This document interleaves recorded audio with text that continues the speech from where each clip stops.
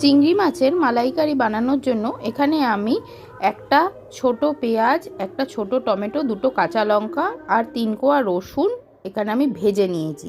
ভেজে মিক্সির বাটিতে নিয়ে নিয়েছি। তার মধ্যে অ্যাড করলাম একটা দারচিনির কাঠ, একটা ছোট এলাচের টুকরো আর একটা লবঙ্গর টুকরো।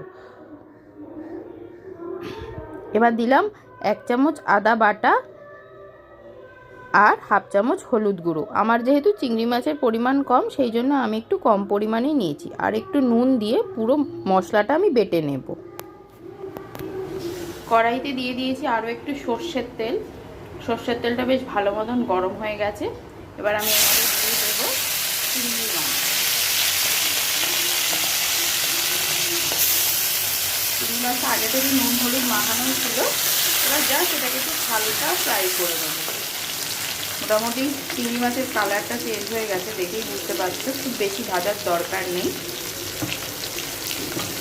এবার এখন আমি ওই বেটে রাখা মশলাটা এর মধ্যে দিয়ে দেবো।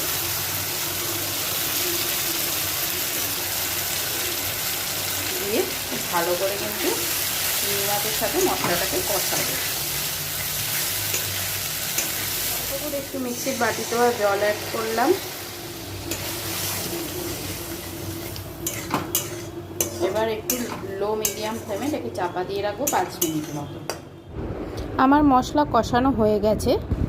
এবারে এর মধ্যে যেটা দেবো চিংড়ি মাছের মালাইকারি, যেটা মেন জিনিস, সেটা হচ্ছে নারকেলের দুধ। মানে নারকেলের দুধের যে গুঁড়োর প্যাকেট পাওয়া যায়, সেই গুঁড়োর প্যাকেট কিনে সেটাকে গরম জল দিয়ে মিক্স করে নিচ্ছি। এবার এই নারকেলের দুধটা আমি এর মধ্যে ঢেলে, আর এটা যেহেতু একটু মিষ্টি মিষ্টি হয় তাই আলাদা করে আর মিষ্টি অ্যাড করছি না। তো এবারে দিয়ে একটুখানি ফোটাবো।